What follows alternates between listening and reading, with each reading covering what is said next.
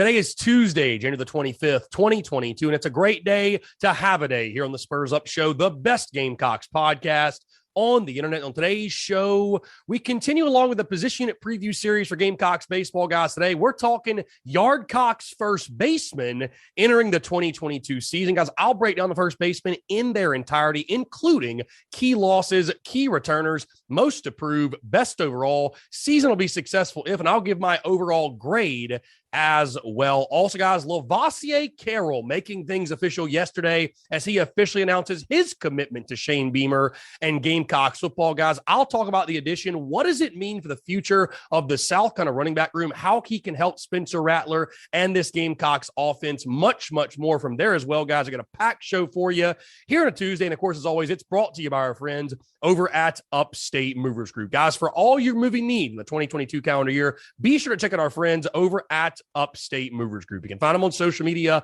at Upstate Movers Group. Of course, if you have any other questions, go to their website, upstatemoversgroup.com. That's upstatemoversgroup.com. Be sure to check them out and tell them Chris from the Spurs Up Show sent you. Let's get it.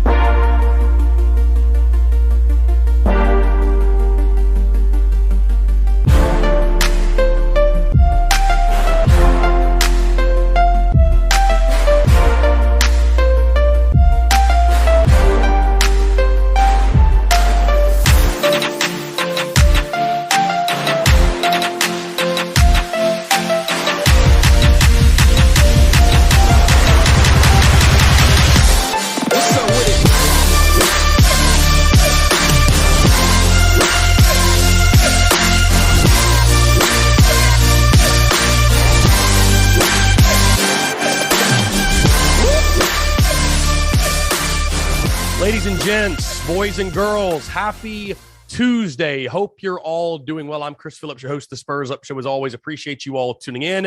And I hope this show does find you well, no matter where you are, what you're doing. Great Tuesday to have a Tuesday. By the time you're hearing the sound of my voice, most likely yours truly is down in sunny Florida, enjoying the weather. TSUS hitting the road this week, as you all know. But again, we are rocking, we are rolling. And again, guys, any day that we get to talk Gamecocks baseball, any day we're talking Yardcocks, you know that yours truly is fired up and ready to go again, guys. Hope you're having a fantastic Tuesday. Thank you all so much for tuning in. And I do want to say this, by the way, really quickly before we get going. Thank you all so much for the love and the support on the NIL side of things. Obviously, guys, we released our Shooter Shoot shirts a little bit ago, our Gilly Gilly shirts, and partnering up with new TSUS athletes and all that good stuff.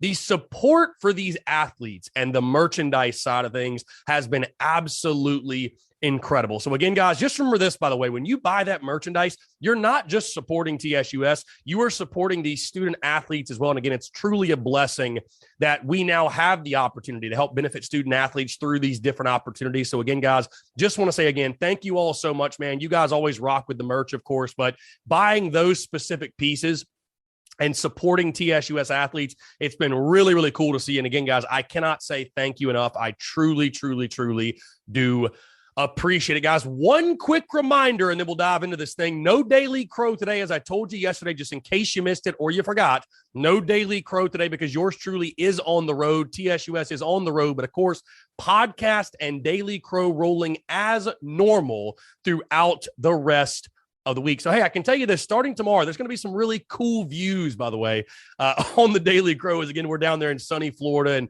no live show from Tin Roof. But other than that, again, the content is bleeding out the eyeballs, guys. It's such a busy week in Gamecocks athletics with the women playing last night, men playing tomorrow, women playing again on Thursday. We got baseball scrimmages upcoming again.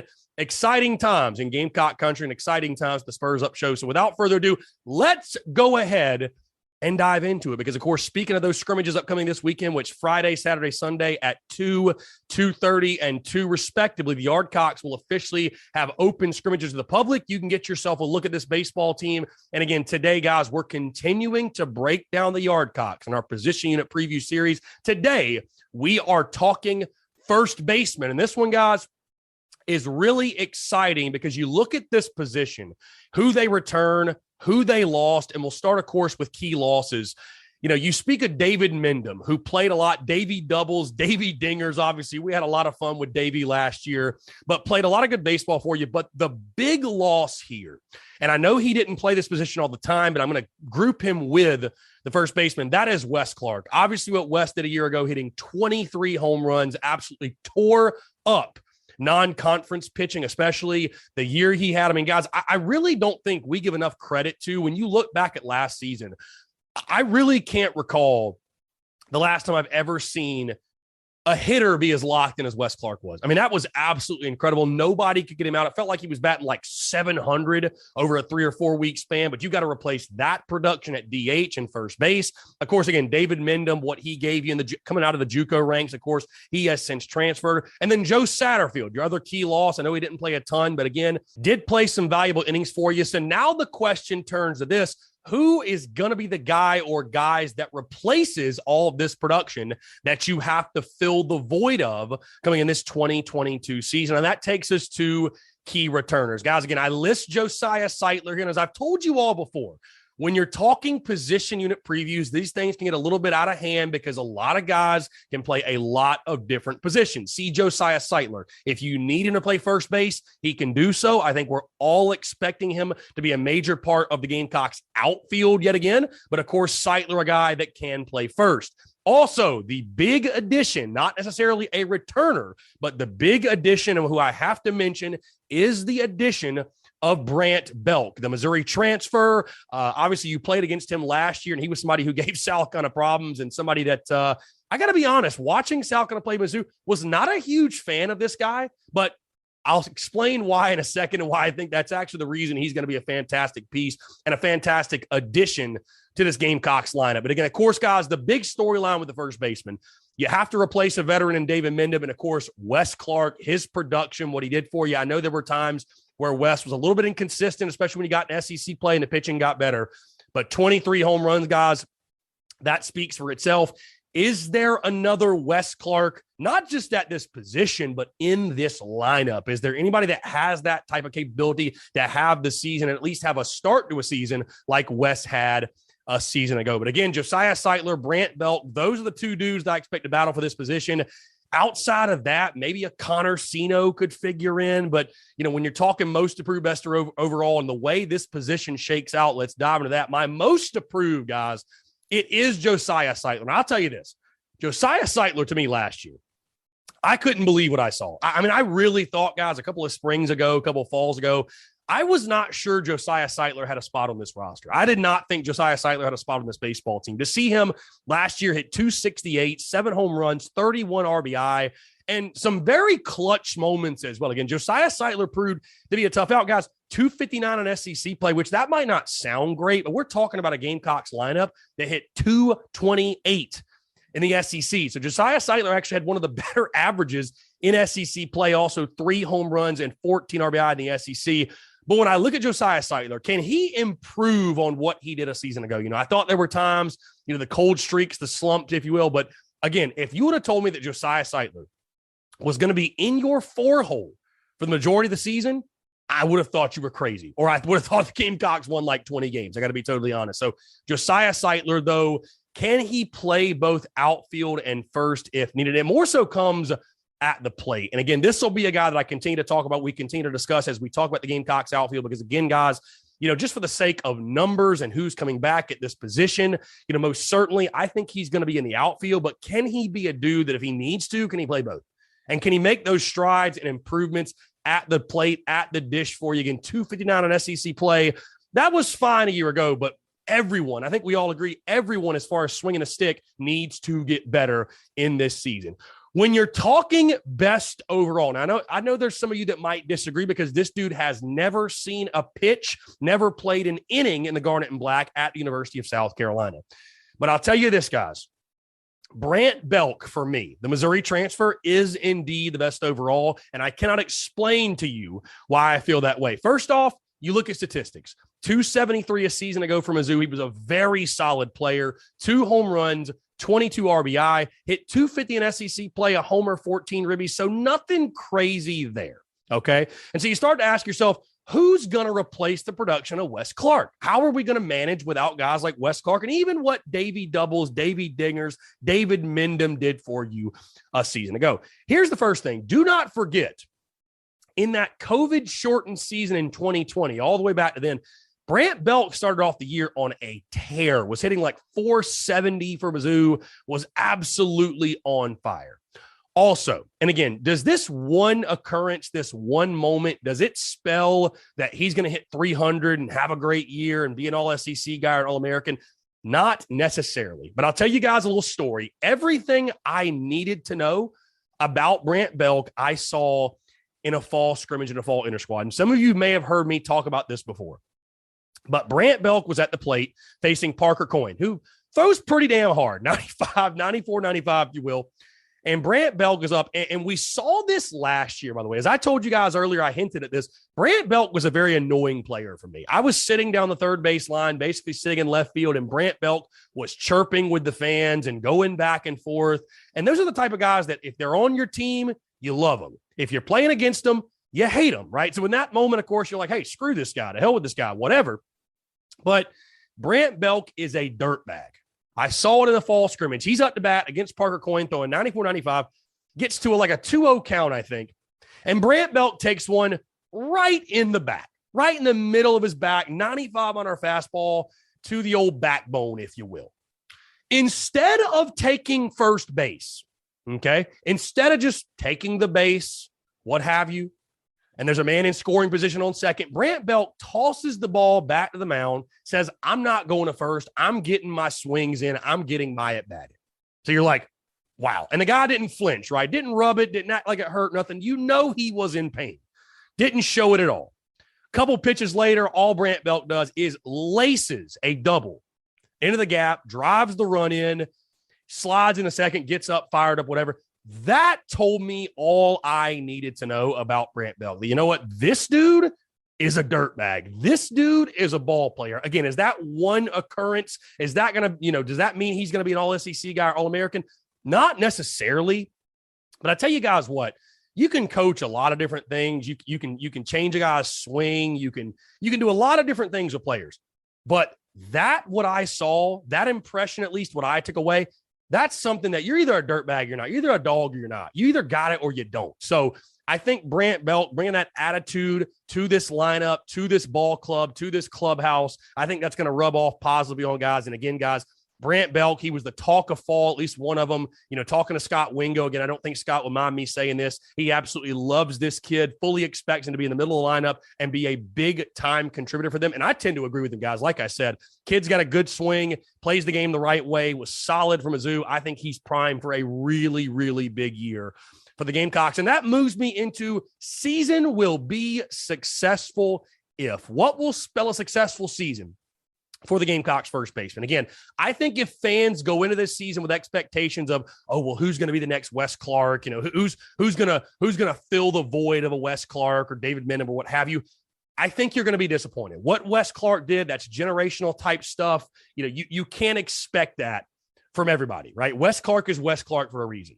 But I think if Brant Bell, who has already established himself, I think already as a leader, without even taking the field at all for South Carolina in an actual game, if Brant Bell can establish himself as a mainstay in the middle of the Gamecocks lineup and bring some stability to that position. Because again, guys, remember last year, again, Wes Clark most of the time was at DH, so it was David Mendham who was at first base. And as much as I loved Davy Dingers and Davy Doubles, and we had a lot of fun with Davy, there were a lot of inconsistencies. It was very, very tough to watch, especially at the plate at times. Again, I think back, guys, the last year, David Mendham is probably the most athletic, unathletic dude I've ever seen on a baseball field. I don't even know how to explain it. And I appreciate Davey, and I'm not trying to talk bad on him, but it's the truth. I said this many, many times last season during the season. So again, if Brant Bell can just provide that stability, if Brant Bell can provide that mainstay for the Gamecocks at that position and in the middle of the lineup, because I fully expect him to be anywhere between the 3 and the 6 hole.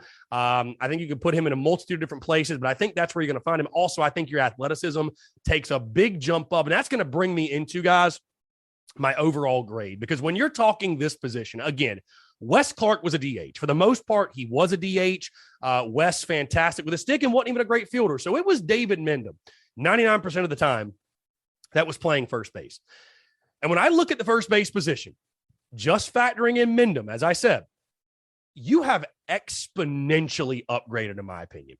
Again, with all due respect to David Mendham, I think, guys, there's a reason he transferred, to be honest with you. Brant Bell is a no-brainer. Again, a dude that Scott Wingo, good buddy of mine, absolutely raved on. He's going to be a mainstay. He's going to be a fixture in this lineup.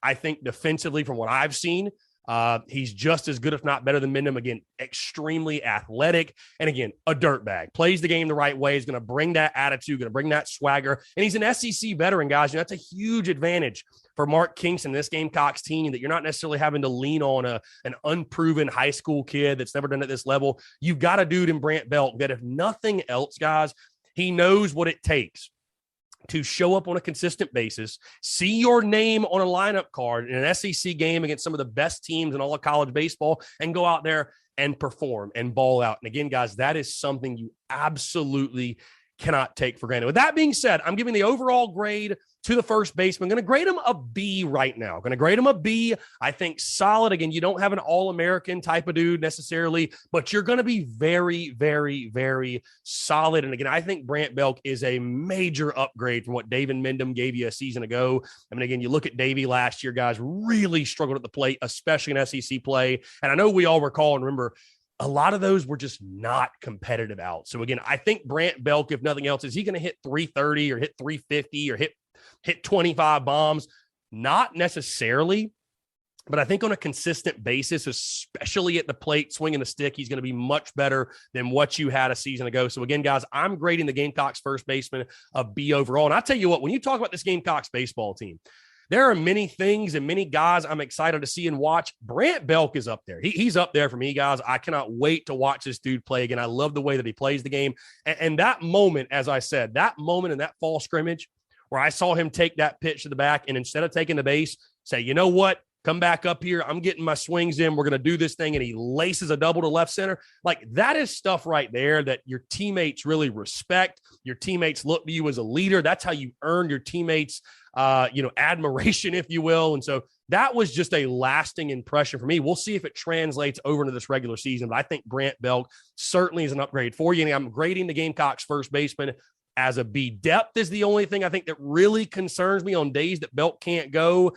Is it maybe Kevin Madden that slides over that can play both corners? Does Seitler actually get the nod? Is it somebody else? We'll see. But again, I think solely this position is all about Brant Bell, another good left-handed bat for you in this lineup. But again, overall grade for this group, a B. So again, that's going to wrap it up in regards to the Yardcocks first baseman. Guys, I'd love to hear from you. Your thoughts on who has the most to prove, the best overall, the grading. Where do you agree? Where do you disagree? Again, would love to hear from you all in the comments down below. All right, guys, before we get out of here, let's move into footballs. Labassier Carroll makes it officially official. He is a Gamecock. And again, I think this is something that we all sort of knew for a couple of days. Wasn't exactly a secret, if you will, but certainly a positive addition. Again, Shane Beamer keeps the positive momentum rolling on the recruiting trail. Now, for those asking, Lovasea Carroll has 4 years to play. He only played 4 games at Georgia this past season and did pick up the red shirt. So he'll basically have an entire career to play. In case you did not know, this dude was a 4-star prospect in the 2021 recruiting cycle, was actually committed to the Gamecocks for a while and decommitted, guess when? The day after South Carolina lost to North Carolina in Charlotte, a.k.a. the Fire Muschamp video, the Fire Muschamp game, if you will. Instead went to Georgia. They moved him to defensive back, and I don't think he was too thrilled about that move at all.